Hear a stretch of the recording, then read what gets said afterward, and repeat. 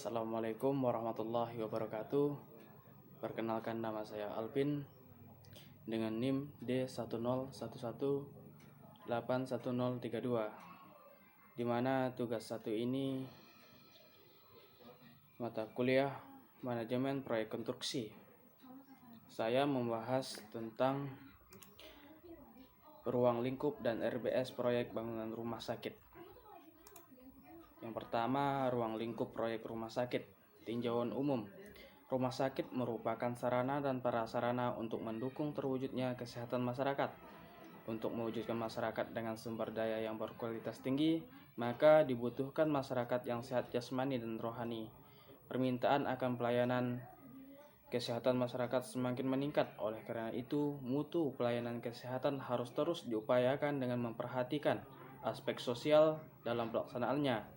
Mengingat rumah sakit di Indonesia masih sangat kurang baik dalam segi kuantitas maupun kualitas, sehingga menyebabkan masyarakat merasa kesulitan untuk mendapatkan pelayanan kesehatan.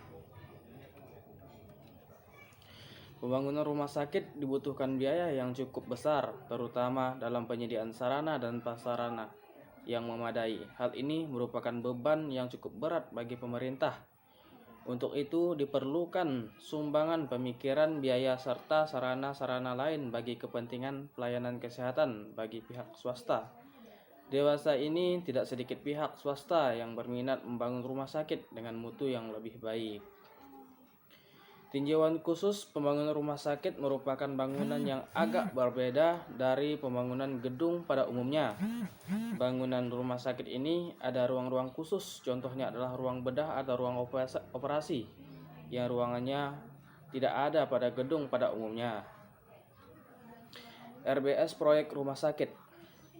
RBS digunakan terutama dalam upaya melakukan kategorasi masing-masing risiko.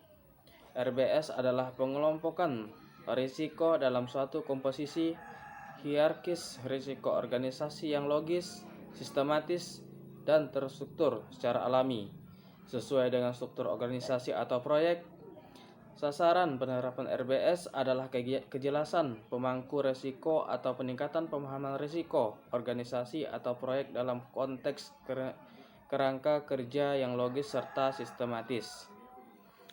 Risiko struktur breakdown. RBS telah diakui oleh sebagai alat yang bangunan penataan proses risiko dan telah dimasukkan dalam standar beberapa risiko dan pedoman, misalnya Asosiasi Manajemen Proyek 2004, Proyek Manajemen Institute 2004. Definisi RBS dalam hal ini mirip dengan Work Breakdown Struktur atau disebut dengan WBS sebagai sebuah sumber orientasi pengelompokan risiko proyek yang mengatur dan menentukan ekspor risiko total proyek. Oleh karena itu, RBS merupakan sebuah struktur hierarki sumber potensi risiko yang dapat membantu untuk memahami risiko yang dihadapi oleh proyek, terutama pembangunan rumah sakit.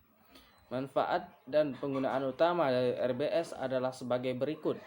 Hilson 2002A.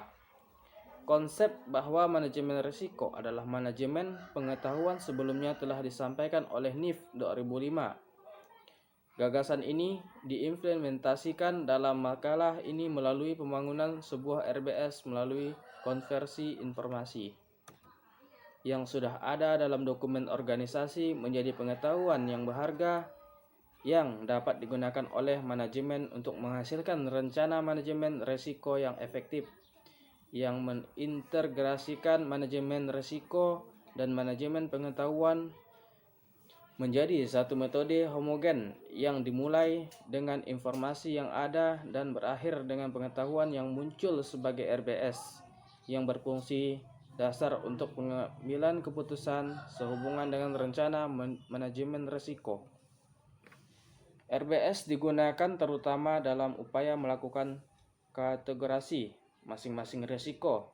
RBS adalah pengelompokan risiko dalam suatu komposisi hierarkis risiko organisasi yang logis, sistematis, dan struktur secara alami, sesuai dengan struktur organisasi atau proyek. Sasaran penerapan RBS adalah kejelasan pemangku risiko atau peningkatan pemahaman risiko organisasi atau proyek dalam konteks kerangka kerja yang logis dan serta sistematis. Di sini skema risiko organisasi atau RBS. Risiko organisasi, risiko manufacturing, risiko PPC, risiko proses populasi, risiko pengendalian mutu, risiko maintenance. Yang kedua, risiko pemasaran, risiko pasar dan penjualan, risiko supply, risiko penagihan. Yang ketiga, risiko keuangan, risiko utilitas, risiko nilai tukar, risiko kredit dan bunga, risiko investasi.